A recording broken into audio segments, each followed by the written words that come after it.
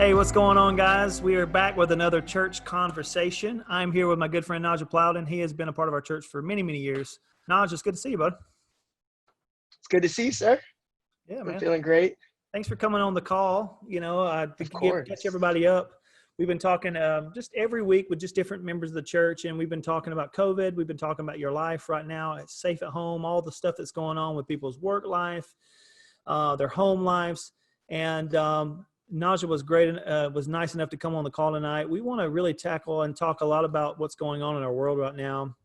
I think our world is just ripe with a lot of stuff, and I couldn't think of a better person to talk to, Najja, in our church than you.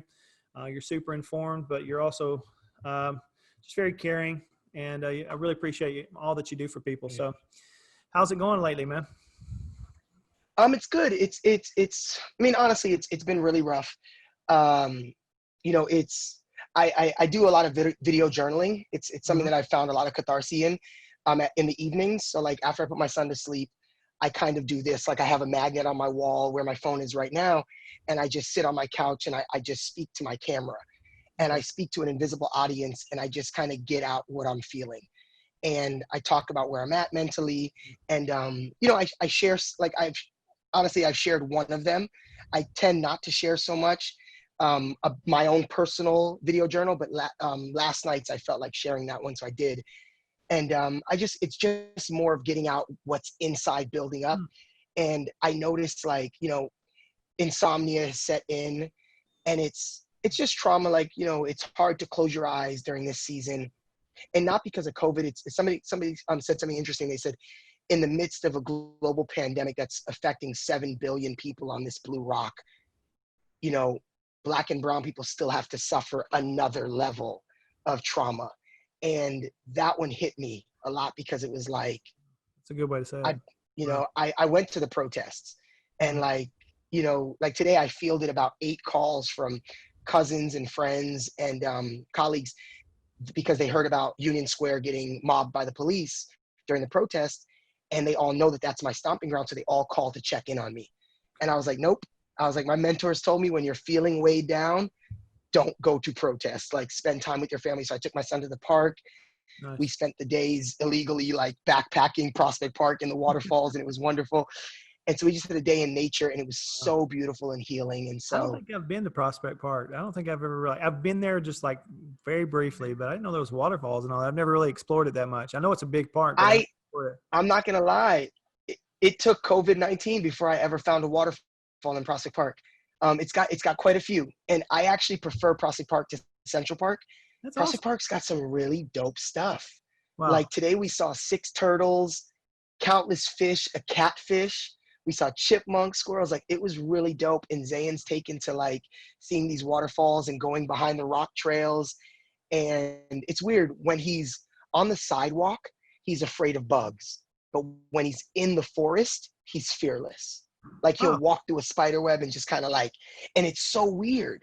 But when he's in the safety of a sidewalk, he's like, Daddy, bugs, But when we're out in the trees, he's just like, are we in the jungle, Daddy? Yeah. You think and it's he more like loves an it. adventure in his brain, where he thinks it's adventure? Yeah. Okay. What's that been like for you, Najja? He was climbing rocks. Yeah. What's that been like for It's you been now, being a great. dad? Being a dad, that trend, with your son now, you got a beautiful boy. It's just like watching you be a dad. It's really cool. What's that been like for you? Honestly, so I was lucky. I'm lucky. I've been working with kids for almost 20 years, and especially special needs kids and special needs adults, which are a lot like children. And so I came into this feeling like a natural dad. And so I never had the moment where I was like, oh my God, this is so hard.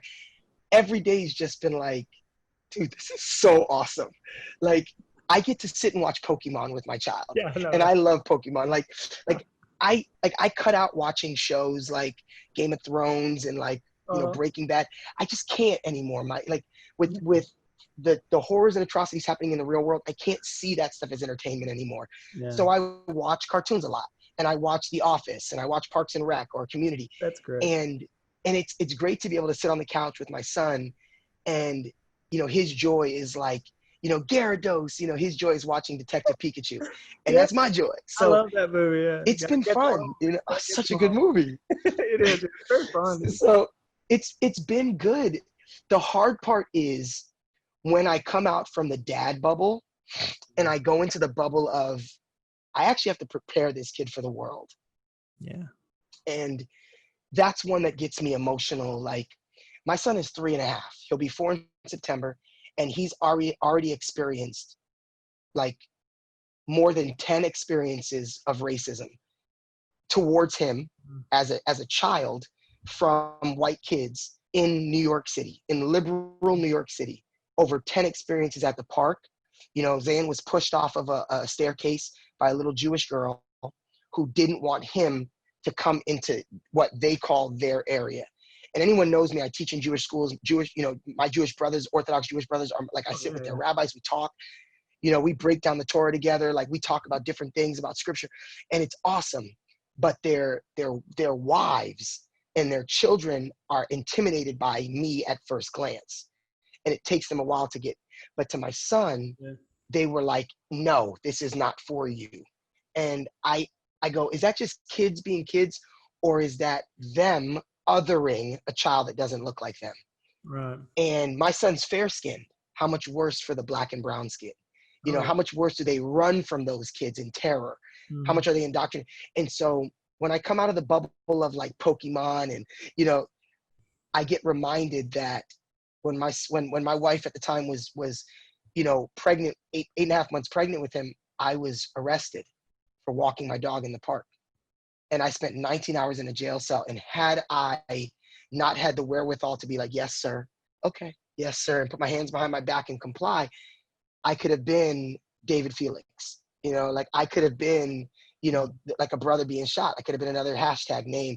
Yeah. And so it scares me, and I I've had my interactions with the cops. I haven't heard his name in a Yeah. while. Wow. Yeah, he came back up because on my feed, somebody had shared a picture of him as the special need, like mentally handicapped black young man who was killed. And the article came in, and like Matthew Thompson, myself, like our names are in that article. Yeah. And it like hit me, and I have his memorial pamphlet on my fridge still. And so it took me there. And I remember thinking like that, like, we know that, like, our church has felt that personally, that trauma of a brother being taken from us. And especially when you know someone too. It's like, how we always, people in general, we always try to like, well, maybe there's another side to some story. Maybe there's some other thing, but like when you really, really know somebody, it's just, man, that was a big hit. That was a big hit. Yes. That one shook us. Because, what killed me was we didn't know what happened to him. Right. For like, I think it was 38 days, Yeah. he laid unclaimed in the morgue. And Matthew was like looking for him, calling around, and we're looking for him. And finally, we find out he's laying in a morgue as an unnamed young African-American gunned down by the cops. And the story was twisted, and the lies came out, and it was just like, it didn't have to happen. No. And so it's hard. It's interesting. Hard. We were talking a lot about like this wave that's kind of built. It's almost been like a tsunami that's kind of built to create the awareness and the protesting, everything that's going on right now. It's interesting. It's like, I really, when I track it back, this has been going on for generations and all that. But what I mean, just here recently, it's like, just the virus itself. It's like, you would think, why is that going on in time right now? But if you look, even the virus is disproportionately growing in people in neighborhoods of people of color. It is not even close. Yeah. It's not even in New York City. I want to say 460 something thousand people in Center City, Manhattan, are gone. They had the mobility, they had the strength. They left. They're not here. And if you look, it's the parts of Manhattan or the other boroughs like the Bronx, the Outer Banks. Yeah. You look at these neighborhoods and that are just ravaged by this virus. And then the mask situation, people in Central Park wearing a mask, they're not getting attacked. They're not getting in trouble. But if you're in a poor neighborhood and you're a person of color, then all of a sudden, not having a mask becomes detrimental to society, and we need to go in with guns blazing. So It definitely is. And you know me, Naj, you know me for a long time. I don't, I've really tried to analyze my own life and figure out why I am as even keel as I am about things. I think I've just seen a really lot of harsh things as far as people dying and really, kids without dads in my home and just a lot of tragic things that sadly I don't know if this is a bad thing. I don't get very surprised by just a lot of evil that's going on in our world. But man, it just really is. It doesn't take a brilliant scientist to see that we got a lot of things we need to work on. Let me ask you a question, Naj. Let me ask you a question. What are a few things you wish everyone, I've been around you for years now, and you're very passionate. You're very, very well studied when it comes to just different things. And this is not a conversation about being an expert. It's really just to hear your heart. But I would be much curious to see what you think. What are a few things that you wish everyone understood about racism?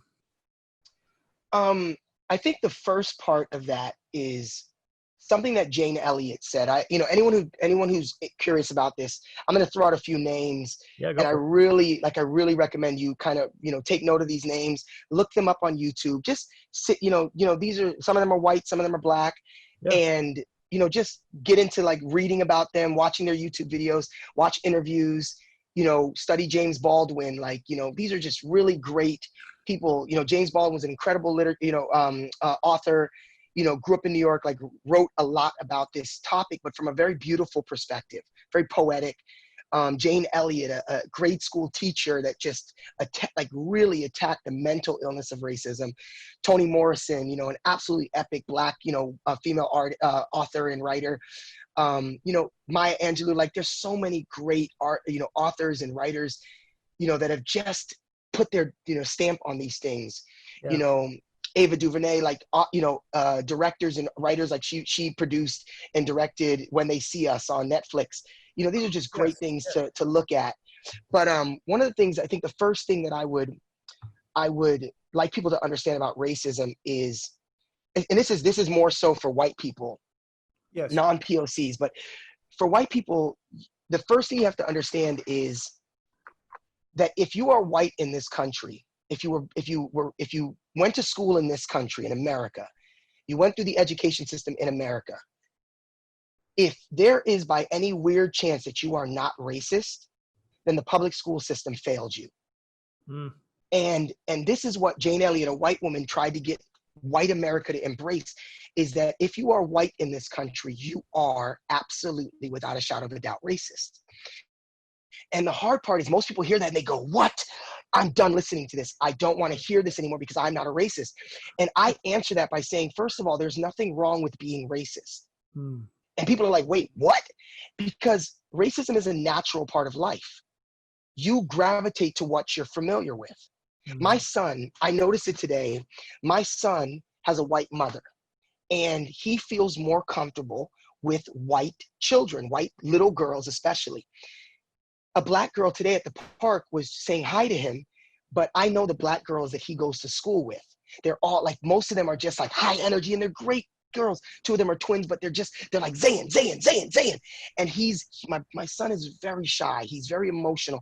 He's very introspective. Zayn sits into his feelings a lot, and he breathes through himself. He analyzes what he's thinking today. Today he told me during his final Zoom call with school, he said, "Daddy, I feel confused." My 3.5-year-old looked at me and said, "Daddy, I feel confused." And I took him off camera and I said, "What's going on?" He says, I said, "Daddy," I said, "Buddy, where do you feel confused?" And he said, "Up here." And I said, "Okay." I said, "What are you feeling?" And he says, "I want to say hi, but I don't want to say hi." And I said, "Oh, buddy, that's okay." I said, "It's okay." I said, "What can help you?" And he goes, "Can I have a hug?" And I said, "Yes, buddy." I gave him a hug. And then he goes back to the camera, and in the middle of the teacher talking, he goes, "Hi, everybody." And then I looked at him off screen. I said, "Buddy, smile, it's going to help." And he goes, and then he felt comfortable again. And I love that about my son, that I really want my son to understand his emotions, because as an adult, I'm 39 years old, and I'm now starting to understand my emotions, how I feel. And so, people don't understand racism is normal. It's very normal. My son didn't like the little black girls that he grew up with. They're just high energy. He feels overwhelmed by that. He gravitates towards this one girl who's black in our school, in his school. She's so meek. Her name is Nala. She's so sweet and just innocent, like a little quiet girl. And he has a crush on her. But the other girls, the twins, they're abrasive to him.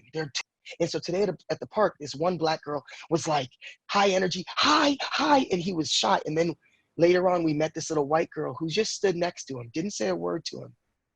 And he just kept noticing her. And then he said, hi. And he was allowed to feel comfortable first before she demanded anything from him. And I found that interesting. So I was like, my son feels more comfortable with his familiar circumstance, which is having a white mother. He gravitates towards the white kids at the park because that's who he feels more comfortable playing with. The black kids want to take the soccer ball from him. They're a lot more high energy, and they're like Najja, and so he's just like, no, he's my daddy. So I already see my son putting race to feelings of comfort. And so as a dad, I have to create safe space for my son to understand that black isn't dangerous. They might have a different perspective on how they act, the way they were raised. It's just black culture. It's just a little different. There's nothing wrong with it. It's just different. His mother is very timid. And so racism is very normal. So the first thing that I want people to understand is that if you're white in America, everything in history books that you were taught you about slavery not being that bad. History wasn't that bad. The Native Americans, Thanksgiving, they partnered and the land was shared. You know, and it's all garbage, but it's what you know. So, you know, it's like, yeah, it's like I laugh when, you know, people are like, Najja, you don't celebrate Thanksgiving? And I'm like, no. I was like, guys, do you know Thanksgiving every year, Native Americans gather together on Alcatraz Island in mourning from 4 a.m. in the morning. They have a sunrise service where they just weep. They weep for hours at the cost of the land. Like it's heartbreaking, but they do this every year while we're making food and getting together. And I'm like, and it's not to break your tradition. Yeah, like don't get me wrong. My family still celebrates it, but me, on Thanksgiving, I tend to be intentional about dialogues, about the truth of it, because people need to know the history of America. So, you know, if you're white in America, you grew up on shows like Saved by the Bell. You grew up on shows like Knight Rider, where the white guy was the hero. Superman, Batman, white men are the heroes. So it's impossible for you to come out of that thinking that black people are equal to you, because black people were either the sidekicks, or they were the bad guy, or they were the comic relief, but you were the center of attention. And so, like, it only makes sense that you think whiteness is correct. You know, it's like, you know, I'm told that black people are loud. But that's not true. When you go to a baseball game, white people are just as loud. Yeah. You know, but it's acceptable loudness. They're loud. And what's perspective driven. And your perspective is based on what you know and what you're familiar with. And so the first step to racism is understanding that racism is not just Ku Klux Klan. It's not just KKK. Right. You know, because if it's KKK, it's over there. Well, they're racist and I'm not. But no, it's they're racist and so am I. Their racism is just different than my racism. My racism is more palatable. It's more acceptable. You know, all I do is just feel uncomfortable when the black body walks past me. I grab my purse and I'm not even aware that I do that. You know, I call the cops in the park because I'm uncomfortable with a very human interaction with a black guy. You know, like these are everyday occurrences. Right. And so, you know, my biggest thing is I would love it if white people, and it's the same thing with sin in the church. It's recognizing that we're all sinners. Yes. And God looks at sin as equal. So it's, for me, I try not to look down on the rapist or the pedophile in a different way that I look at my own sin as a liar or a cheater or a manipulator or a deceiver, or because I'm like, or whatever else, or a racist. And like that's why I don't hate the officers that took the life of George Floyd or these men that took the life of Ahmaud Arbery. I don't hate them. I don't hate them. I don't hate the man that took Eric Garner's life. I don't hate these men. My heart breaks for them. I'm angry at them, but I Yeah. don't hate them. Right. Because if I hate them, then I'm looking at my sin as an easier, more palatable thing. And I'm just as guilty, you know, That's good. I'm just as sinister. I've been a misogynist, a porn addict my whole life, but you guys hate black people. Can't do that. Yeah. So I That's think good. the first thing is I just want people to understand that the education system in America succeeded. It Mm. succeeded because it taught you that white was right and black was other. And this is something that I love. If you don't believe anything I just said, ask yourself this. If you're white in America, are you what? You're an American, right? Like, Brad, you're an American. Your Right. white skin makes you an American. But Right. what am I? There's no I'm there's an no hyphen. African hyphen Yeah. American. There's no There's no hyphen. hyphen. If Yeah. you imagine if you were imagine if you're a native of this country, you're not even an American. You're a native hyphen American. You know, if you're an Indian American, you're an Indian American. You're a Latino American. You know, it doesn't matter what you are, but if you're white, you're just an American. Your whiteness, this construct of race, this whiteness, doesn't matter if you're European, doesn't matter if you're Irish, Italian, British, Russian, Ukrainian, Yugoslavian, doesn't matter what you are, as long as you look white, you are an American, you are right. But Mm. if you look othered, you are othered. You know, and so that's the hardest thing for people to understand. But that in and of itself is racist. And so, On the census, sometimes you are other, you know. yeah, you know, Sometimes you even have to check a box that says other because you don't even have your nationality listed. So that's I mean, me, I crazy. gotta think about it in the construct of, is this potentially gonna hurt my job application? You know, is this gonna further disenfranchise me? You know, sometimes like the hardest part is my name is Najja Plowden. Like, I can't really get around that being white, you know? So sometimes I try to hide and be like, I'm Indian, you Yeah. know, like, I'm East Indian. And like, you know, I gotta look for ways to just skirt the Wow. system, you know, and Yeah. it sucks, you know, it sucks, but What do you you think? know. What things? Thanks for that. What things do you think are not helpful for the conversation? Like I think of one Ooh, right now that you just brought up, right? Like it's not helpful, and I see it all the time when people put on their Facebook, right? Like I'm not a racist. That's my favorite thing. I'm it not is. prejudiced in any way. You're like, are you I'm Jesus? about the most loving person that you know. I'm like, stop, stop, stop, stop. Don't do that. Yeah, that's a good one. Yeah, Yeah. don't do that. I'm I the love, most, I love, I'm the most unracist person. You're like, okay. I love the ones that are like, they're like, I mean, I love everybody. I just don't want to wear this mask. And I'm like, Yeah, yeah. are you serious right now? But it's, I think the things that are not helpful during this time, one that I think I'll get out for my well-meaning white friends and allies, don't share videos of black people being killed and gunned down, beaten up by cops. Don't do that anymore. Like, black people can share that. You don't share that. Talk about it, engage it, but don't post videos of the porn of black bodies being killed. Because when I go on Instagram, if I see it from a black brother, I get it. I understand. But when I see it from a white person, I understand what you mean to do, but it sits wrong. And Hmm. it's just a hard, Oh, it's that's really I helpful, Najja. That's and really helpful. that one's a really subtle thing, because it's like for instance, Stella did something that was so powerful and I loved it. I shared it on my page. Stella posted George Floyd, and then she shared her heart, her pain about it in a sentiment, but she didn't post a video. She didn't post any brutality. She just shared the man's name. Yeah. I cried when I saw her post, but I felt so seen, so validated, so held. Mm. And I shared it, and I was like, yo, I was like, this is what allyship looks like. Because when you scan your timeline and you see in bold letters George Floyd, you're like, whoa, he meant something. He was a life that was taken. I Mm. don't need to see his death again. I Yeah. don't need to see these men kneeling on his head. Now, if you want to understand the story for yourself, you as a white person, go and watch the video. I encourage you to. Go and see the trauma, but don't force me to watch it again. I've Yeah. seen too much. I can't keep reliving that every day. You I said gotta skip. You said something I thought was really good, so much, but one thing that in particular just jumped out at me. You called it something porn. What was that? You said, Oh, it's trauma porn. Trauma yeah, porn. man, Yeah. that is a great way to say it, because Yeah. Yeah. it almost becomes, I think one of the things for me too, and I'd love to get your opinion on this too.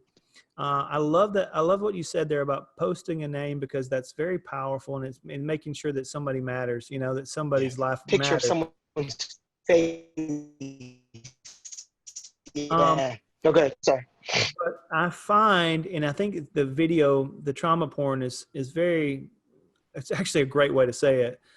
Um, I find people posting it, and then I want to get your opinion. Sometimes and maybe it's my cynical nature that, being a New Yorker, and my natural inclination is, I get very cynical that everyone that's posting in a certain way, that they're not just jumping on a cultural bandwagon, but they actually really care about Yeah. this issue, and they're actually going to do something about it. I mean, talk to me a little bit about that, because that would be interesting to me, like how you think people should navigate that. So, when it comes to being an ally, I always tell people, first, don't post. Don't jump into social media activism. Like, it is like, Brad, you were right. Like, even me, when I see a lot of my white friends, a lot of even my black friends, all of a sudden entering into this conversation with so much force, I'm like, what book have you read? What knowledge do you have? So I say, don't post. Enter in with humility to learn. And it goes back to what Jesus said, where he encouraged people to count the cost before jumping into this faith. That's good. Take a second. Like, analyze your life. Look at your community. The worst thing you can do is get on social media and post something, and then your friends hammer you, and you don't have anything to say. You don't have any resources, nothing to draw from. You just sound like an absolute putz. And it's like, I get your intentions, but you're actually making it worse. You're making it easier for them to not see this ever. And so take a second, meet with someone, call a friend of yours that's a person of color, and ask them what their experiences are. Go online, grab a book, go on YouTube, Google, is racism still alive in America? Read an article, go on social media and follow a hashtag till its end, and go to the core resource and just follow them on social. Start following accounts that talk about this stuff so you can learn before you speak. So my steps to becoming an ally is, first, acknowledging that you yourself are a racist. You yourself are a part of the problem. Then communicate with the people in your life that are black and brown, and let them know that you have been part of the problem. Like, own that. Make them feel safe. Validate their experiences, and then go to them and listen to them. Just listen to their stories. Do not get into debates with them. They are not here to teach you. They are not here to educate you on racism. They are here primarily to survive. Like, my energy is given to my son to be a father. Like, my energy is to be the best dad I can be. The last thing I have is more energy to get into debates with conservatives, liberals, anti-racist, racist, about, is racism still alive in America? I don't have that kind of time or energy. If you come to me and you're like, Najja, I'm curious, I want to understand this better, I'll talk to you. It'll be like a TED Talk. I'll talk, you listen. And that's a great dynamic. It's great. You're validating my experiences as a black man. You're coming in completely aligned, completely in the position to learn. But if you come in with the notion of, well, I want to debate you, I want to talk you down. Nah, man, ain't nobody got time for that. Yeah. Nobody has time for that. Did I lose you, Brad? No, I'm there. Okay, good. So I'm gonna pause my screen again. I just don't want to risk it cutting out. Yeah. Wow, that's and good. So, yeah, it's really hard because, it's like, when I started to understand about my role as a misogynist, I didn't realize, like, shoot, I didn't think I was a misogynist, but I had a porn addiction since I was 12 years old. And when I started talking to more women and listening to them, Like I was pro-life, I was anti-abortion and all this stuff. And then I started listening to women, and I'm still pro-life, but I'm a lot more humble in my conversations with women. So I realized that when coming into an experience that is not my own, I learn. Like one of my good friends, my best friend, Daryl. Daryl is a avid baseball and basketball fan. And we've known each other for going on 20 years. And when I first met Daryl, his email was Kobe got ups. That was his email. He loves Kobe Bryant. And I don't know anything about basketball. So when I came into the relationship with Daryl, whenever the topic of basketball came up, I shut up and listened. And because of him, I became a diehard Kobe Bryant fan. And I started to understand basketball better. And I didn't come in because I'm a black man, I should know this sport, talking, throwing my 2 cents around. I came in, I shut up, and I listened. And I listened to him talk to me about basketball. I listened to him explain to me the sport. And I just listened. I humbled myself and I listened. When I became a Christian, I didn't walk into prayer groups and start throwing around the one verse I knew. I shut up. I humbled myself. I learned. I watched people that I thought had a really strong walk. I asked questions. I gained perspective before. The Bible even says this, don't promote someone so quickly. At least it puff up their ego. I came in humbly. And so I'm grateful 20 years of being a Christian, I still have this pseudo level of humility that I can walk in because of the books I've read, the path, the disciplers that I've had, the mentors that I've had. I don't chase the pulpit. I don't chase, leadership. I'm grateful that I can walk into a situation and serve. Yeah. Get on the ground. I'm grateful for that kind of character, and I give it all praise to God. But it's how we should approach anything, let alone the topic of racism. Because if you walk in because you saw, now listen, if you were affected by the Ahmaud Arbery or the Breonna Taylor or this, the George Floyd, you heard about it and it affected you and you saw the video and you cried, dude, write about it. Like share that. Absolutely. If that affected you, share it. But please don't get on social media and become an activist before you're ready. Don't come up there and look like you're a part of the cause when you've done nothing, because I promise you, if you listen to me talk, I will offend you. Because when I start talking about racism, you are going to get offended, and you should get offended. The same way when Jesus spoke, people got offended. I tell people, Jesus was a bad man.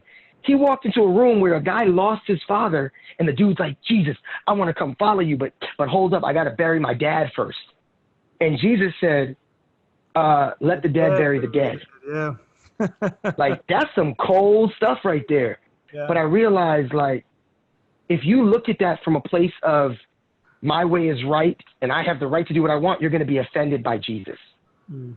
And the same way you're going to be offended by me when I say something like all white people are racist. I don't mean all white people are evil. I love my white brothers. I love you. I love Stella. I love my white brothers and sisters. I was married to a white woman. My son is biracial. It is not a bad thing to be racist. But if you're white in this country, you're a racist. And it just means there are tiers to racism. You're not a white supremacist. You're not a neo-Nazi. You're not Ku Klux Klan. But you are the person who's silent when black bodies are being killed. You are the person that does not know anything about America's history. You don't know anything about redlining. You don't know anything about racially charged home loans. You don't know about the prison industrial complex. You don't know about the 13th Amendment. You don't know about, the school to prison pipeline. You don't know about the actual everyday injustices that are happening to black and brown bodies. So you are racist. Your silence is allowing racism to continue. So you are a facilitator. If your family has wealth, if your family came from wealth, there's a book called Wheat Money. And it talks about how 97% of all wealth that's generated, all generational wealth in the white communities has its link to slavery. 93% of generational wealth, generational money comes from slavery. And this is actually a historical fact. But most Americans don't know that. So they think that, you know, I worked my butt off and I got to college. But you don't realize, you know, white gentlemen, you got a scholarship to college because you were white. You realize that your school district, because you were, you know, born into a certain area, you get a higher advancement to college, which means you get a higher advancement to a job, which means wealth is guaranteed to you and not to that black body. When you get that job, you're actually being paid more than that black body. And so people don't know these things. And so, yes, white people do benefit from racist systems.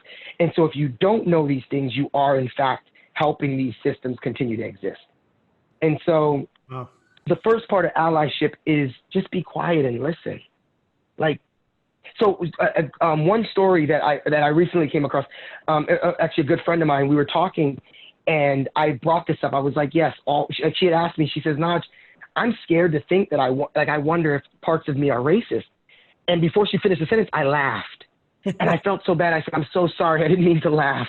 I was like, I'm so sorry. And she was like, why'd you laugh? And I said, you are absolutely racist. You were like, let the dead bury the dead. Yeah. Yeah. I was like, let the dead bury the dead. I'm like, you are part of the problem. I was like, do you realize I'm your first black friend? I was like, you're 28 years old and I'm your first black friend, you know, let alone a partner, let alone somebody that you hold space with, a relationship. Right. I'm your first black friend. And she was so blown away by that statement. You know, she was like, you think I'm racist? And I was like, yeah, without a shadow of a doubt, you're racist.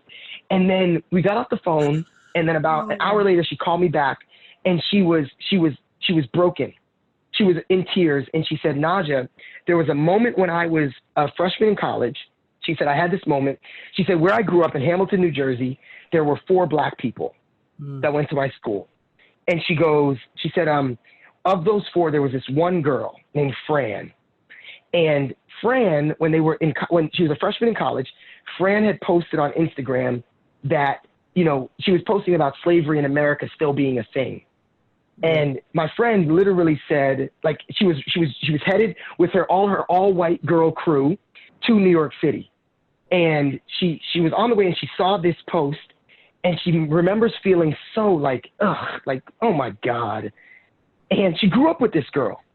And she wrote on the post in the comment section, how can you say slavery still exists in America? Oh, can you still hear me? Yes, I can hear you. Yeah. Okay. She said, how can slavery still exist in America when you have a black president? So that was her comment. And she said that. She just threw it on the post and left it. And then later on, she said that the girl and the girl's sister both responded with like a paragraph answer, to which she didn't even read it. She didn't even read their response. She disregarded it and was like, whatever. I said my piece and moved on. And when she told me this, now this was about 8 years ago. Yeah. About 8 years ago, maybe a little bit more than that, maybe 9 years ago. And when she said this to me, my heart fell into my toes. As a black person, as a person who's experienced that exact same story, I said, dear God. I said that, no. I said that. And she was like, I know it was bad, but why do you think it was so bad? And I said, you don't realize what you did. And this is something I tell white people. This ties to like my notion of how white people should interact with black people on social media. Mm-hmm. Do not troll them. Do not debate them. And here's what she did. When a black person says racism in America still exists, and you get on social media and rebuttal them, and then when they respond with their answer, and you don't even have the common decency to look at their answer, read it, search it, explore the truth in it, you just back out of the conversation. What you just did was you incited a riot, incited chaos. You incited pain in their heart and didn't even give them the chance to articulate themselves back. You started a fight and then left them to feel the pain of it. And my heart broke. And so I was like, dude, I have experienced this so much on social media where I spend time, passion, energy trying to educate my white brothers and sisters who disagree with something I write, all to the moment of them just bowing out of the conversation without ever saying anything. And it's just fear of dealing with it. Yeah. fear of debating, feeling uneducated, just feeling right in their own eyes. And I said to her, I said, this is so wrong. And she was like, Najja, I want to reach out to this girl. She was like, I haven't spoken to her since that moment. I think she might even blocked me after that moment on social media. And she said, but I want to reach out to her and apologize. And I said, yes. I said, wow, that's so powerful. I said, listen, I'm going to be honest with you. If you do that, you're probably going to heal a near decade-old wound in that woman's heart. And I said, I promise you that moment was big to her. And so she did this. And so I found the girl on social media, and like I looked at her page. I was curious. I found out the girl was a Christian. And so I was curious. And I said, I'm going to be honest with you. I said, I think she'll reply. So she crafted this apology. She asked me to proofread it. I proofread it. We worked through it. It was a really well-written apology. She took ownership for what she did. She saw the backlash of it, and she apologized. Within minutes, the girl responded. Wow. And listen to what she said, Brad. She said, a couple of days ago, I just talked to my husband about that exact incident. How that incident traumatized my heart. She said because it shaped the way she felt safe to post on social media, simply because somebody that she went to school with, that she thought was a friend, saw her as just this race-baiting, irresponsible black girl. And she said it messed her up. And in that moment, almost 10 years later, my friend apologized to this girl. And now it sparked a dialogue between them where she said, listen, I know it's not your role. I know it's not your job, but if you're willing, would you help me see what I didn't see growing up in Hamilton, New Jersey? Because you were one of the only black people in the neighborhood. And the girl was like, I would absolutely help you. Like, I would love to be that resource for you. That's awesome. And dude, I thought that was such a powerful moment of unity, healing, catharsis, and it took my friend being humble enough to first going and saying, I am part of the problem. I am part of the problem. I thought that was such a powerful moment. And we look at that as something so insignificant. And I posted recently about the image of the white Jesus. And I said, I didn't realize that image, growing up in the Catholic Church, for me, I grew up seeing white Jesus. Mm-hmm. So I didn't realize at the time that image of white Jesus indoctrinated me to believe that God is in essence white and I am just the other son. And I didn't realize what that did to my psyche, what that did to my comfort in my own skin. When I was growing up, I desperately wanted to be Zach Morris from Saved by the Bell. Yes. I talk a lot about the Saved by the Bell theology. You grow up watching Saved by the Bell. You have Zach Morris, Kelly Kapowski. You have AC Slater, Jessica Spano. You have Screech Powers and Lisa Turtle. And now Lisa Turtle was played by a character named Lark Voorhees. Lark Voorhees is a gorgeous black woman. Anyone who knows the show, she was beautiful. But growing up, I didn't see her as attractive because the guy that liked her was the nerdy, dorky Screech Powers. And I didn't realize that what I grew up thinking beauty was Tiffany Amber Thiessen, the girl that played Kelly Kapowski. Mm-hmm. Because she got Zach Morris. Zach Morris was the blonde-haired, blue-eyed, cell phone wielding, rich kid who wore the suits to school. They could stop. He was the he was the cool kid. And so like he had the power.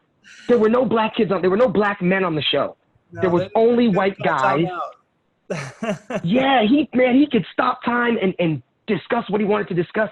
And I sat there and I was like, I want to be Zach Morris. That is the coolest kid. But then I would go to the mirror and my hair was different. My skin color was different. Even the clothes that I would wear looked different on me than they did on him. And I knew I could never live up to that life. Yeah. And so secretly and deeply, I didn't realize that began my process of hating my black skin. And, that trauma, that lack of representation, this notion of the white Jesus, I didn't realize indoctrinated me, hurt me. And so now, for me, even though I'll be honest with you, I don't care what color Jesus' skin was, but for my psyche, for my psychology, for my mental wellness, I picture Jesus as a black man. Yeah. Because I need to heal trauma in my heart. Yeah. And there are some people that are like, ooh, that's weak. And I'm like, nah, it's not weak. It's healthy. Like, I need to heal. You need to see your father and you, with his arms out wide, welcoming you. You don't need to see someone that's not. You know, I totally agree. I can't keep looking at God as an other. That's right. It is interesting when you think about the Old Testament, the warnings against worshiping any engraved image, right? Any image, because what we do is that's what Romans talks about, right? We took the infinite God and we made him look like us, right? We made him look like us. We made him look like, something that, we worship the creation rather than the creator. And that's Romans 1, right? That's the sin that we're all a part of. And so, that is interesting how that, you talk about the psychological damage it causes, but I think that's one of the discouragements of having images, having statues, having things that we worship, even if they're in lieu of these, I'm worshiping this, but I'm really worshiping God. It's like, well, no, because the moment you try to take the infinite and the all-knowing and try to put it into some form, you're going to form it based upon your lens and your brokenness. Yeah. And so you run that. That's a really good point, Najja. Yeah, it's a really interesting thing because when I look at that, like I have a lot of friends in the non-Christian circles, the Burning Man circles, the energetical circles, yoga, astrology. And one thing that keeps coming up is the topic of they have a hard time accepting God because of the overtly male aspect of the father. Right. And now I can get into the theology behind the Hebrew idea of God the Father, as in the role, not so much the gender, but as in the role of father, but it's lost on them. And so what I actually tend to discuss is how all the genders are represented in the Godhead.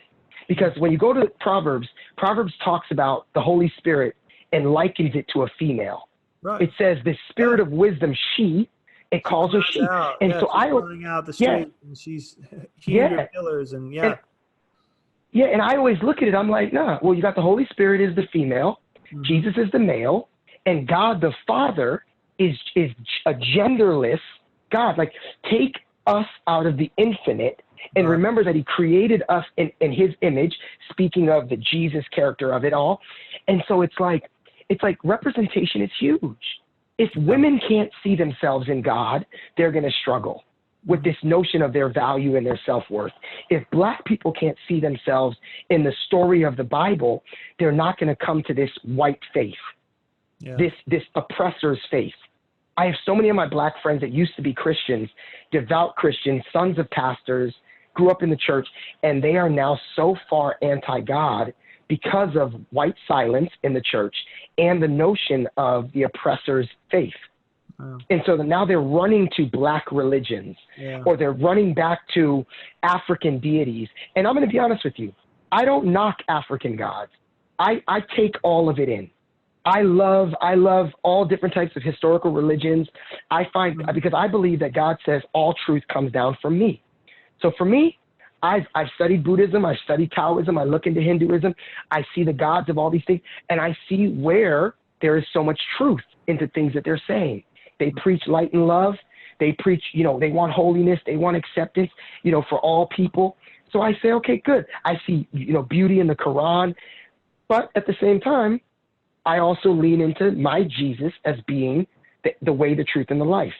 Right. But the only way that I'm going to win a Muslim is if I understand the Quran. If I meet him where he's at. The only way I'm going to meet someone who might be homosexual or someone who might be a Buddhist or a Taoist or a Hindu or a transgender or somebody who might be pro-Black or somebody who might be in the Ku Klux Klan. Right. The only way I can meet them is like what Paul wrote in Corinthians 9. I become all things to all men that I may win some. Right. And so representation is super important. That's good. And we have to understand that it's lack of representation in media, film, music, literature, schools. All these things have added to the sin of racism and white supremacy. Wow. And let me ask you this. That's a whole That was a whole convo just right there. Let me Yeah. why is that? Why is or is it? Okay, I'll make sure I frame it the right way. Right? Maybe it's not, but why is the church's voice so needed during this time, or is it needed during this time? What do you think about that? Oh, it's so needed. The church's voice is so needed. Look, America is, regardless of what we would like to, like whether we would like to admit it or not, America is the center point of the world. Mm-hmm. Like we generate everything. Like if you just even look at TikTok, like we generate culture. I mean, we can zoom in and be like, honestly, American culture is Black culture, but that's a conversation for another day. But when you zoom in, America drives everything. Like now we can say the best actors come from Britain, but they become world famous when they make it in Hollywood. Right, yeah. And so it's like, you know, we drive the world. And because the majority of America is a Christian nation, the American voice that Christian voice has to be true, it has to be truth, and it has to be spoken. It does not have to be loud, it has to be spoken. And this is the thing that people don't understand. Right now, the Christian voice has been too loud. It's been far too loud. And all it has been is vitriol. It's been hateful. It's been dissension causing. It's been our way is the right way and everybody else is going to hell. That needs to stop. Like there's a great book written by 4 different authors called Forgive Us. And the subtitle is Confessions of a Compromised Faith. And I love this book because it talks about in its chapters. Chapter 1 is it's just such a great notion in the way it's written. And so the first chapter is actually the topic of it says forgive us the sins against God's creation, meaning the earth, nature. The second one is forgive us the sins against the indigenous people. So this is like I call this the book of Nehemiah. It's the church, you know, it's all these Christians basically apologizing for the sins of that humanity, namely Christian America, has done to American people. And so it's sins against indigenous people, sins against the African American people and people of color, sins against women, sins against the LGBTQ community, sins against immigrants, sins against Jews and Muslims. And these 4 pastors, 2 of them women, 2 of them men, got together and wrote this book, and all they did was just repent. They just repented. That's all the book is, just a book of repenting. Wow. And the Christian, man, when people start feeling like their experience has been validated, like when people start honoring the fact that women and men, especially youth, have been abused, broken, and hurt by ministry leaders, they start feeling safe to come back to church. But so as long as ministry leaders are untouchable, those same children grow up to hate God, hate organized religion. And so the church's voice actually has the ability to heal decades, century-long wounds. You know, the church could literally get up as a whole and say, we participated in racism. We continue to align ourselves under racist beliefs, and we need to stop. We're sorry. We're sorry for our white silence. We're sorry for our years of not knowing what to say. We're sorry for, you know, for messages like, you know, for diminishing your pain by saying things like racism is a sin issue and not a skin issue. Like, I get the meaning, I get the well-meaning behind those notions, but it's like all they did was make Black and brown people feel further silenced in their pain. You know, like conservative white America, Fox News, and look, I listen to all news. I listen to Fox, CNN. I glean wisdom from anybody. I discern truth as God gives it. And one of the things that I've learned is the hardest thing about watching Fox News is that if anything they're saying is true, which some of it is, the hardest part about it is the way they disseminate it is after destroying me and my identity as a Black man. So why do I want to listen to anything they have to say? Right. And it's so hard to hear them when they proselytize people like Candace Owens, who, you know, are very wise people. Yeah, they're brilliant people. But they're missing they're brilliant people, but they're missing a perspective. Yeah. They're missing a very real perspective. And the same way I feel about like men like Al Sharpton, brilliant guys, but they're missing another side of it. You know, I don't want to become so pro-black that I hate white people, but I don't want to become so, you know, Jesus is everything, that I miss people that are actually suffering and need a place to be validated in their pain. Yeah. And so the church's voice has the ability to bring so much healing, so much trauma relief, because we have a Jesus. We have a Jesus who mediated. He was the mediator. He walked with us. He knows racism. He knows what it's like to be othered. He knows what it's like to make others, people that would have been othered, feel welcomed at the table. Oh my God, we have a Jesus that understands this fight. Jesus said, "Woe unto you, Pharisees, scribes, you tithe mint, cumin, and dill." You know, and I thought about these mint, cumin, and dill. These are all aromatic herbs. These are all herbs that speak to how we look, smell, appear, taste.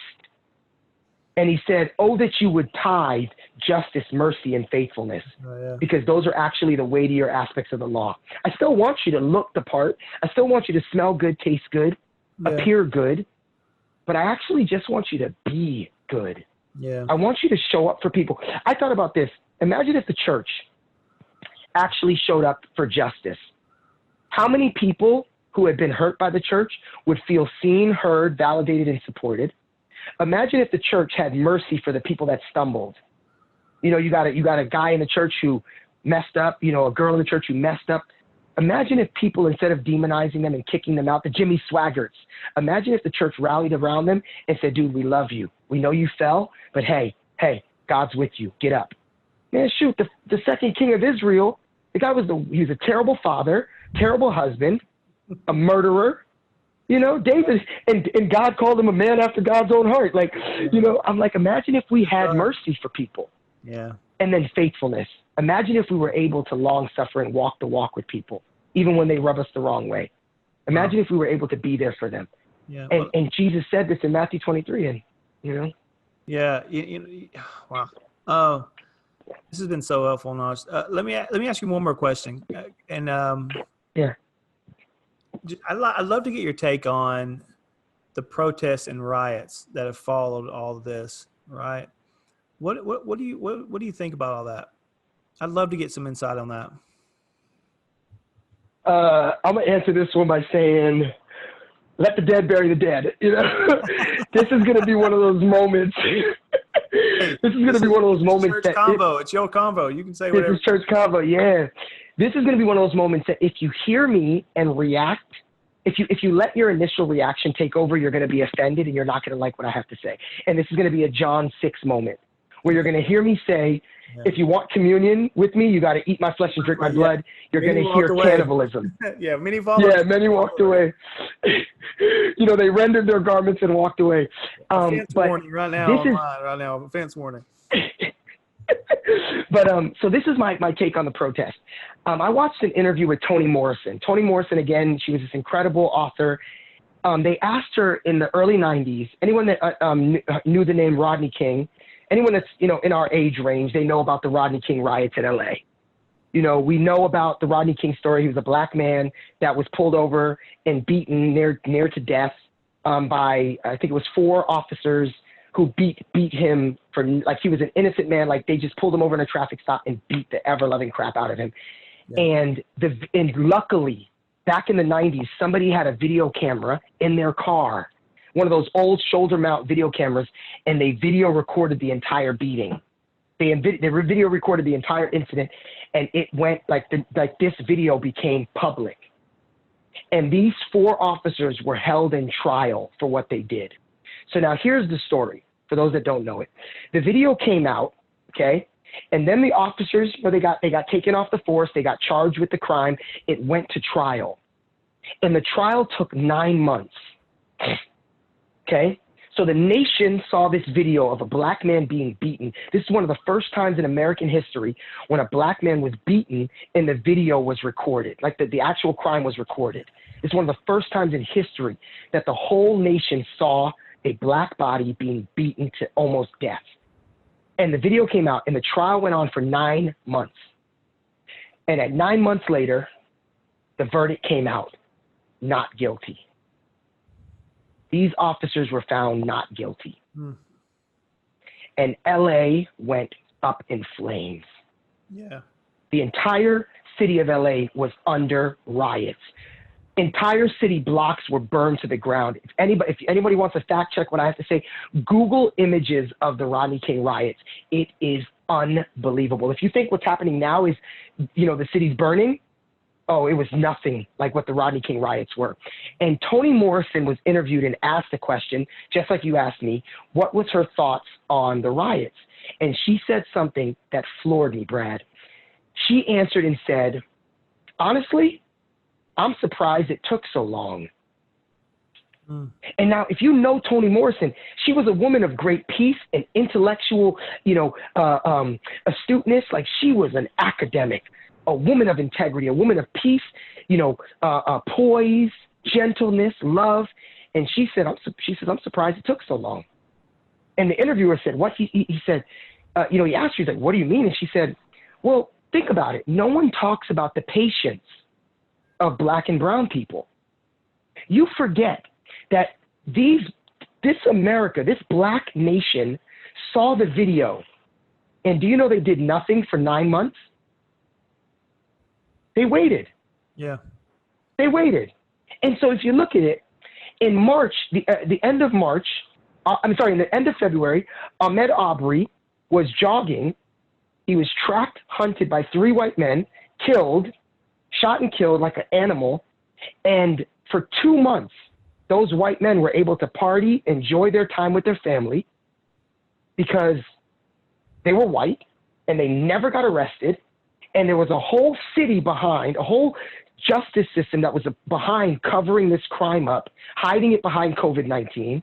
And then all of a sudden, it took the nation seeing the video, calling the state's prosecutor's office just to get these men arrested. And by the grace of God, these men are now sitting behind jail, sitting in prison, waiting a trial. So had it not been from the video, had it not been because black and brown and white allies called a governor, called a city to say justice has to be done, these men would still be free and Ahmaud Arbery's murder would go completely unserved. Right. And then as soon as we find this out, we find out weeks after, like I think it was the second week in March, Breonna Taylor was killed in a home raid that was completely illegal, completely broken, shot dead. She was an innocent woman, had nothing to do with the crime. There was no crime in her house. Nobody in her house did anything illegal. Cops illegally broke into her apartment, and she was gunned down and killed. And this is just 2019. This is not counting all the black people that have been beaten down, punched, sprayed, beaten near to death by COVID-19 pandemic policing. This is not, we're only talking about from February to present day. And then you have George Floyd. Yeah. And so Toni Morrison said, I'm surprised people waited so long because black and brown people did not riot when they saw the video of Rodney King being killed, being beaten to death, beaten near to death. They didn't riot. They actually waited. They actually trusted an American government, an American justice system that has never shown up for them. They trusted it. They waited for an American justice system which has never been in their favor to do its job, to provide justice. You had all the evidence. You had all the tools. All you had to do was say guilty. And when the American justice system failed, or depending on how you look at it, succeeded and said not guilty, 9 months later, no. I'm emotional thinking about that. How much are you asking black people to take? 3 deaths in the span of 2 months? 3 videos? George Floyd, a good man who died at the hand of a cop with his knee on his neck? And then the officers were fired. Thankfully, 24 hours later, they were fired. And then the entire police force stood in protection of these men, These men weren't arrested. It took a couple days before one of them is now in jail. Yeah. And you're wondering why people are protesting, why they're rioting? Oh, Martin yeah. Luther King said this. He said, the riot is the voice of the unheard, the voice of those that have been made to be silent. Colin Kaepernick took a knee, and America hated him for it. Colin Kaepernick took a knee for George Floyd, and an officer took a knee on George Floyd. And you didn't listen when Colin Kaepernick took a knee. You didn't listen when Black Lives Matter asked you to listen. You didn't listen when we were protesting peacefully. You didn't listen when we were marching. You didn't listen when we were signing petitions. You didn't listen when we called your office. So you know what? Maybe you'll listen when we burn down your buildings. Maybe you'll listen when we overturn your tables. And this is what I realized. So I got into a conversation with my mother today, and I was talking about the God of the Bible. You know, we like to only think about Jesus, and we like to think Jesus is so sweet and nice, but we forget Jesus is the same yesterday, today, and forever. He's the God of the Old Testament also. And when I look at Exodus, I look at Egypt, here was a nation that was being oppressed. The Jews were being oppressed in Goshen, in Egypt. And Moses came to liberate them, so he came to speak to the president, their Pharaoh, and he said to their government, hey, stop this injustice. Hey, stop the injustice of my people. Like, you got to stop. Peaceful protest. Please stop. Pharaoh didn't listen. He upped the oppression. So what did God do? God brought a plague. He didn't listen. God brought a plague. He didn't listen. God brought a plague. This back and forth happened 10 times until God decided, okay, cool. I'm going to take your sons. Blood, blood, blood. God took the children of these men. He took the nation's children. He took the oppressors' lives, which ultimately led to freedom. So it took bloodshed. This oppression, this riot took bloodshed. And so I keep warning people. I'm like, if you do not listen now, when will you listen? You know, I thought about this. There are some companies that will find themselves on the right side of history. Nike will always get my business. And now look, I'll be honest with you. I know Nike's a business. I know it's a money-making business. You know, I know that they made a financial decision supporting Colin Kaepernick. But because they did that, they will always get my business. And no one is going to burn down Nike Town. No one is going to burn down a Nike store because Nike stood up for us. Nike had our back. Target did not. Target said nothing. The headquarters for Target is in Minneapolis. They said nothing. In all the years, Target has never come out and said, we are against racism.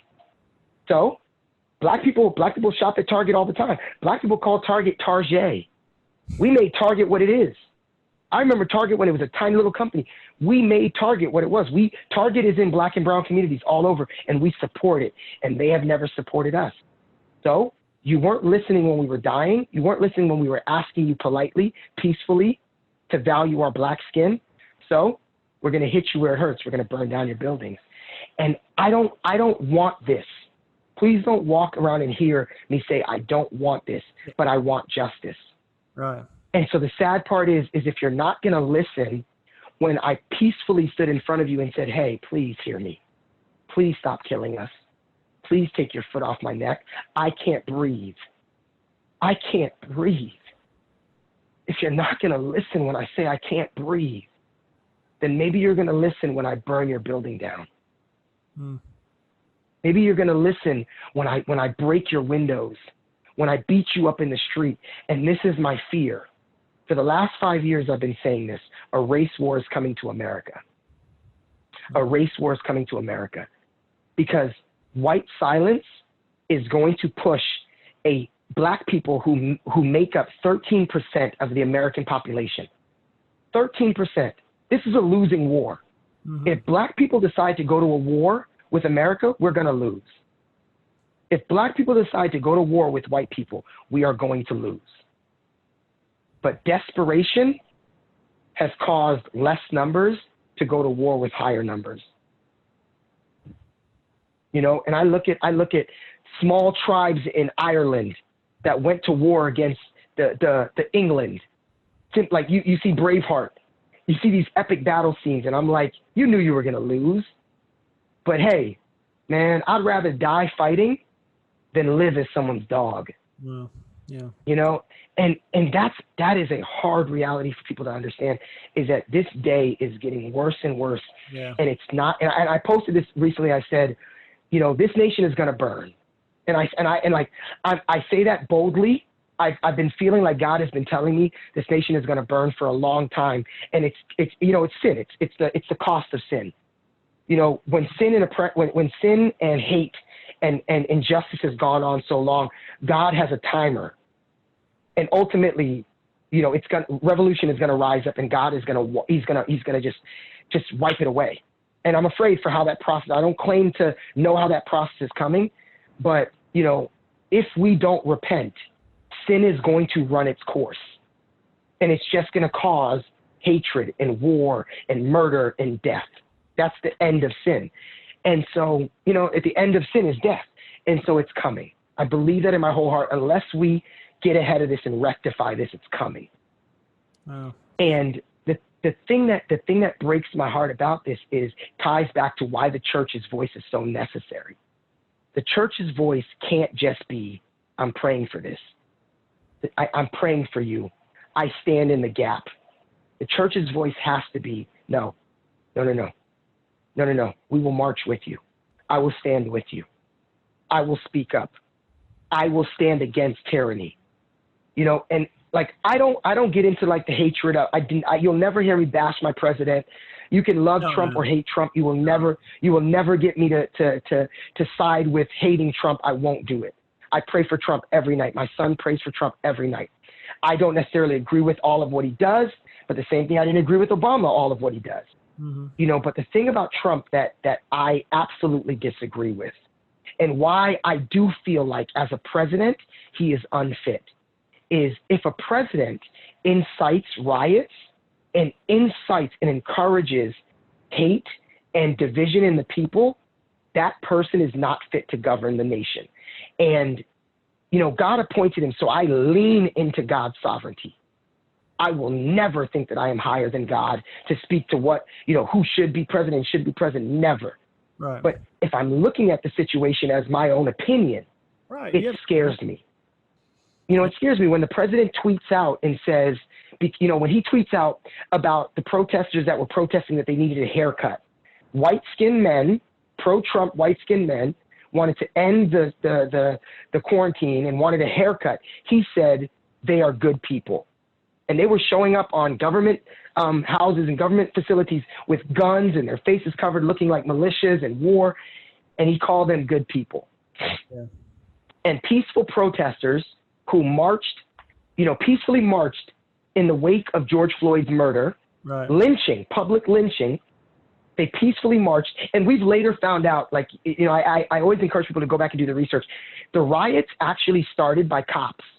Undercover cops, like there's actual factual evidence. The same thing happened in Mike Brown back in 2014 or 2013, when black people were peacefully marching. Undercover white officers were going around and they were smashing windows and encouraging looters. They were starting the looting process. And when they did that, it licensed the use of force by the police. And so the same thing is happening in Minneapolis. There's videos of a white officer who's undercover. His whole face is covered in like a full mask, so you can't see who he is. But when you see him close up, you can see his face is the same face as the officer. And he just walks up to these windows and he starts smashing windows, no purpose to it. He just starts smashing windows, and then he goes in and he grabs something. And then when he does that, these two black people that are standing right next to them are like, well, shoot. And they reach in the window and grab something as well.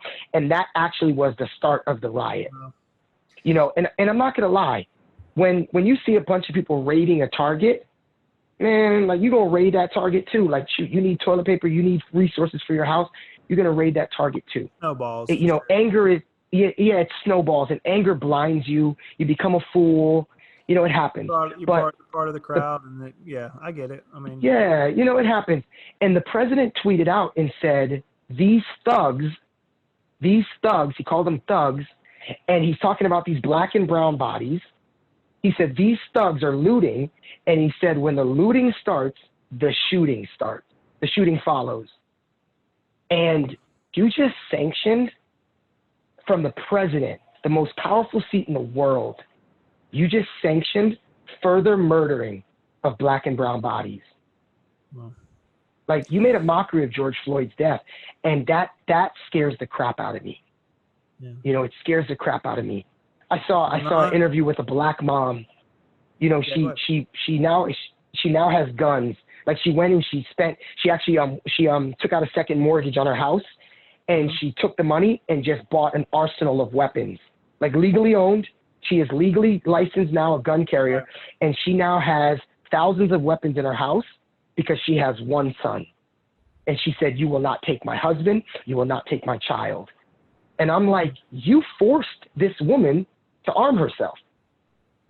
Like, your hatred of Black and brown bodies forced this woman to become violent. Don't blame Black people for rioting. Blame yourselves for being silent. And so, you know, when people ask me about the riots, and I'm a man of peace. I'm a man of words. I believe in dialoguing. But if you put your hands on my son, nah, there's no army that'll stop me from putting you in the earth. And I'm speaking as a father. Right. Like, if you take my son from me, you better lock me up. You better take me too, because I'm not going to see reason at that point. You know, and this is painful. This time is painful, and, you know, wow, Naj, it's just coming if nobody talks. Yeah, man, bro, this has been I don't know how long this conversation's been, but it's been really, really good, fruitful. Really appreciate you coming on and sharing with us all your feelings. Thanks for calling me a racist, by the way. I really appreciate that.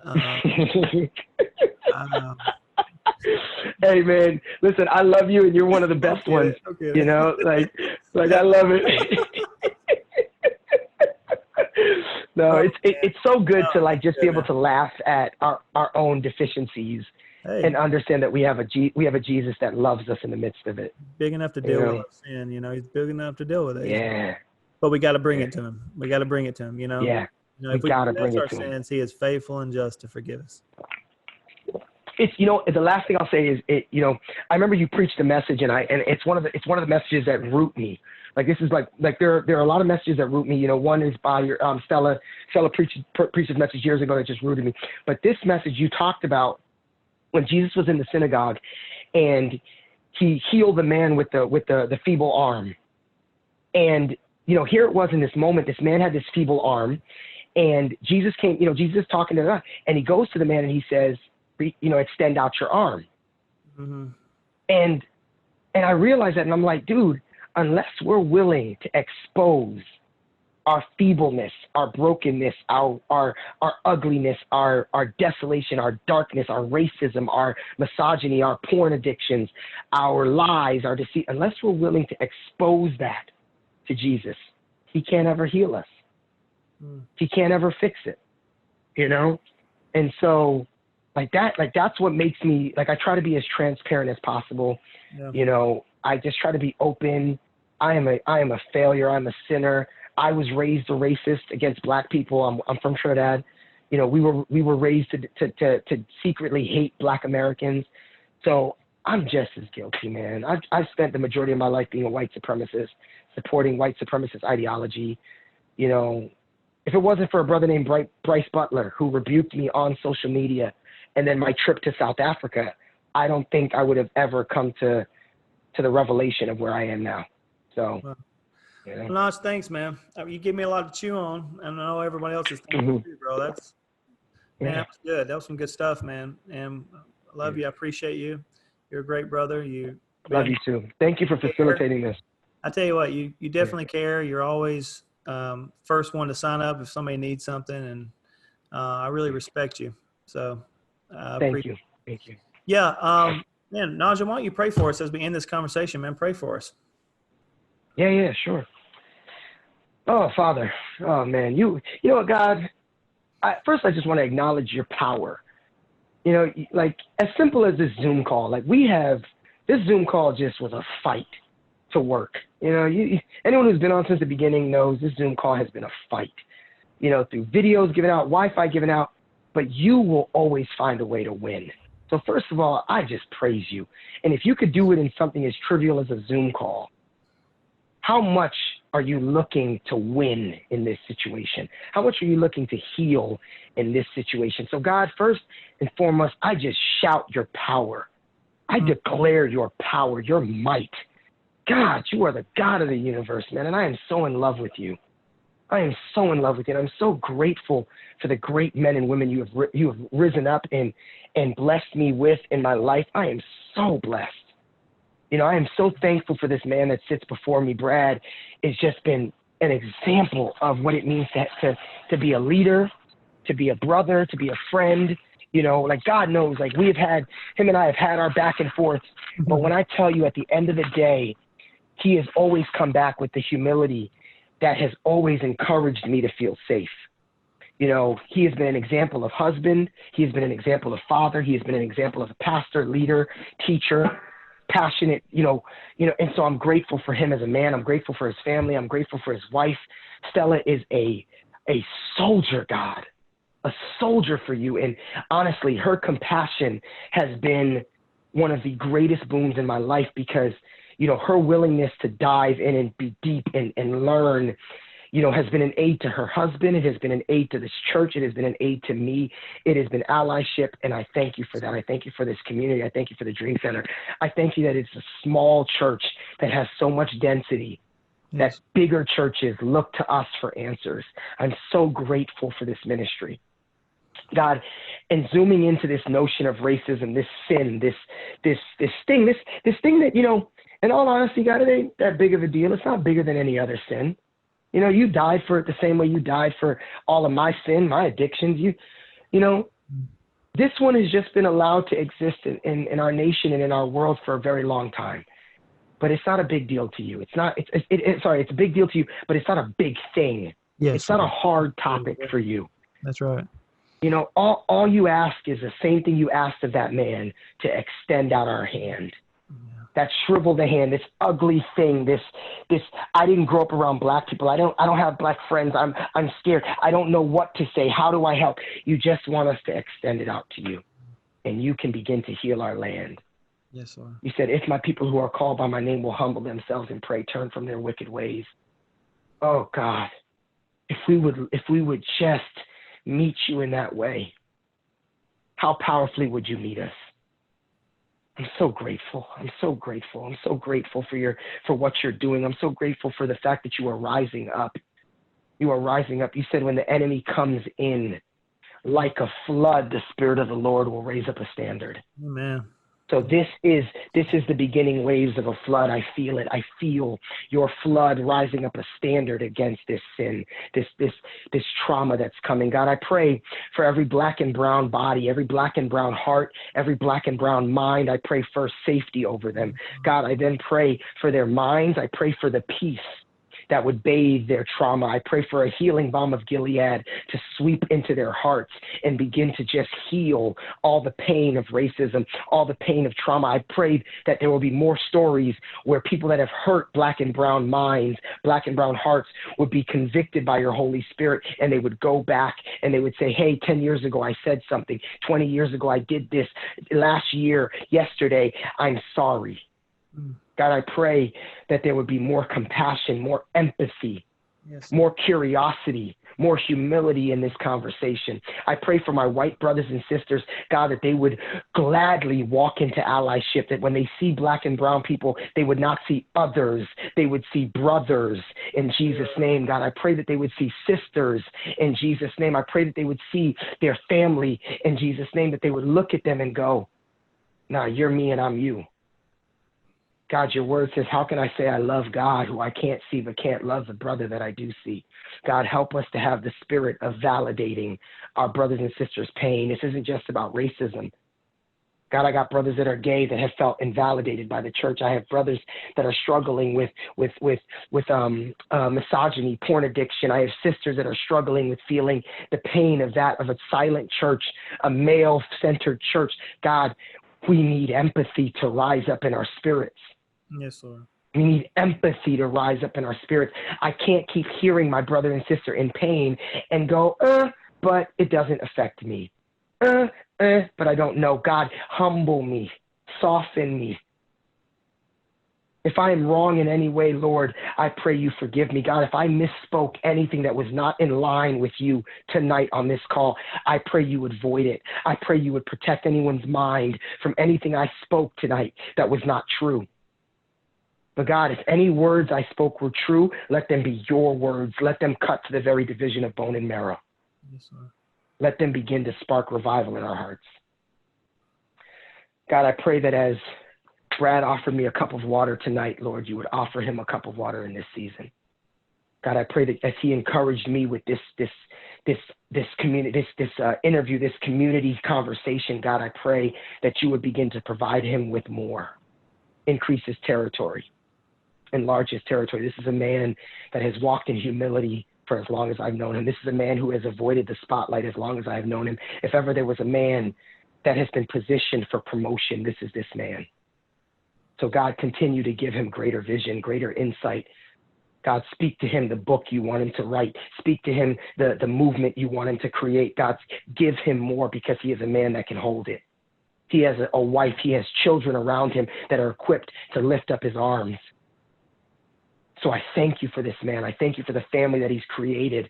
I thank you for not just his family, but the family, the body of Christ that he is leading and spearheading and allying with. God, I thank you for him. I thank you for his humility. I ask you to offer him more, deeper revelation. Take him deeper and deeper and deeper. Yes, Lord. I pray this in Jesus' name. Amen. Amen. Amen. Amen. Thank you, my friend. I appreciate you, man. I love you, man. Good word. Of course. Good word, man. Well, guys, this has been an awesome night. Whenever you're watching this, whenever you catch this, feel free to leave comments, and you can follow Najja. We'll throw it in there on his social medias. It'd be a great follow for you. Yeah. So, man, we really appreciate you for being on the call and the conversation. Absolutely. And I'm glad it worked out. I know we were having some Wi-Fi issues, but I'm glad we're there, man. Yeah. We're there. Yeah, we got it. We got it. And we spared the people from seeing my lack of haircuts. So. Yeah. I got my neighbor upstairs, Brett. He's hooking up with them COVID cuts, man. Hey, I bought a pair of clippers and I've been watching Brett's videos and I'm like, okay, so I got to do it this way. God bless you, God. I appreciate it.